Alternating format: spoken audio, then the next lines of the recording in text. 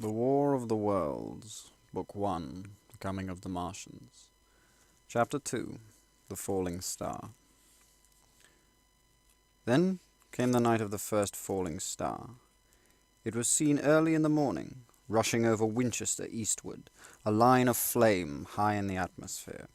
Hundreds must have seen it, and taken it for an ordinary falling star. Albin described it as leaving a greenish streak behind it that glowed for some seconds. Denning, our greatest authority on meteorites, stated the height of its first appearance was about 90 or 100 miles. It seemed to him that it fell to Earth about 100 miles east of him. I was at home at that hour and writing in my study, and although my French windows faced outwards towards Ottershaw, and the blind was up, for I loved in those days to look up at the night sky, I saw nothing of it. Yet this strangest of all things that ever came to Earth from outer space must have fallen while I was sitting there, visible to me had I only looked up as it passed. Some of those who saw its flight say it travelled with a hissing sound. I myself heard nothing of that. Many people in Berkshire, Surrey, and Middlesex must have seen the fall of it, and at most have thought it another meteorite had descended. No one seems to have troubled to look for the fallen mass that night. But very early in the morning, poor Ogilvy, who had seen the shooting star, and who was persuaded that the meteorite lay somewhere in the common between Horsell, Ottershaw, and Woking, rose early with the idea of finding it. And find it he did. Soon after dawn, and not far from the sandpits, an enormous hole had been made by the impact of the projectile, and the sand and gravel had been flung violently in every direction over the heath, forming heaps visible a mile and a half away. The heather was on fire eastward, and a thin blue smoke rose against the dawn. The thing itself lay almost entirely buried in sand. Amidst the scattered splinters of a fir tree it had shivered to fragments in its descent. The uncovered part had the appearance of a huge cylinder, caked over and its outline softened by a thick, scaly, dun-coloured incrustation. It had a diameter of about 30 yards. He approached the mass, surprised at the size, and more so at the shape, since most meteorites are rounded more or less completely. It was, however, still so hot from its flight through the air as to forbid his near approach. A stirring noise within its cylinder he ascribed to the unequal cooling of its surface, for at the time it had not occurred to him that it might be hollow. He remained standing at the edge of the pit that the thing had made for itself, staring at its strange appearance, astonished chiefly at its unusual shape and colour, and dimly perceiving even then some evidence of design in its arrival. The early morning was wonderfully still, and the sun, just clearing the pine trees towards Weybridge, was already warm. He did not remember hearing any birds that morning.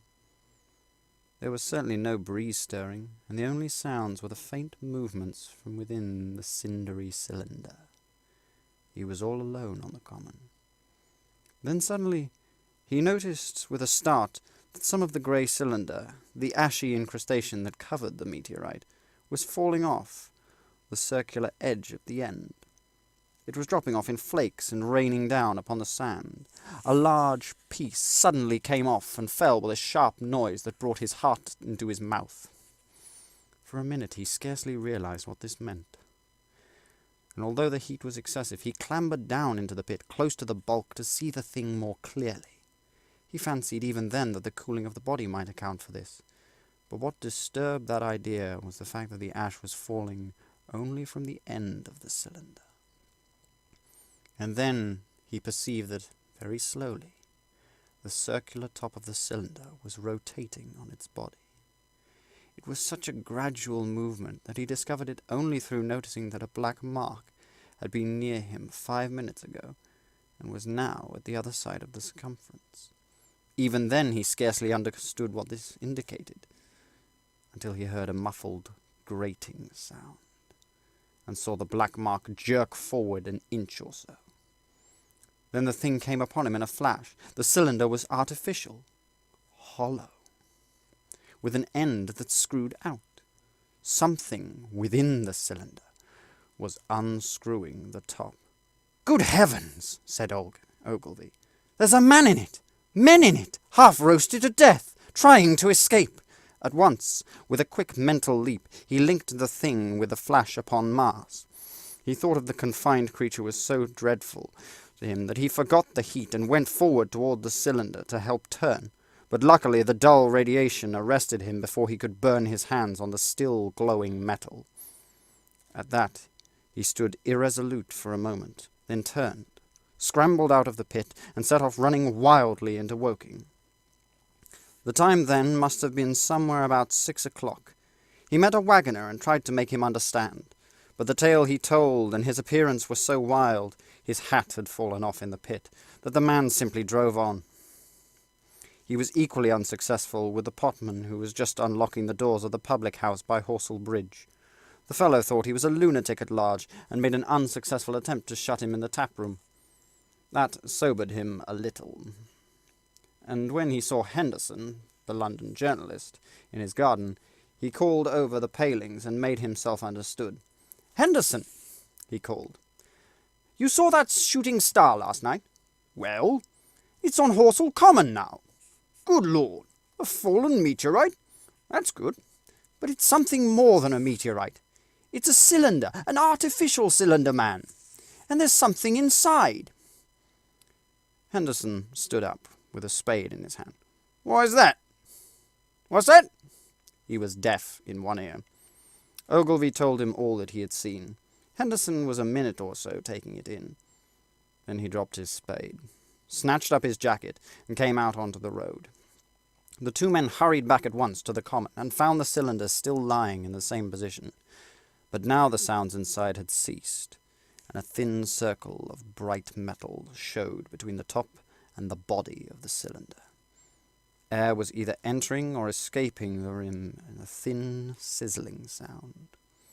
They listened, rapped on the scaly, burnt metal with a stick, and meeting with no response, they both concluded that the man or men inside must be insensible or dead.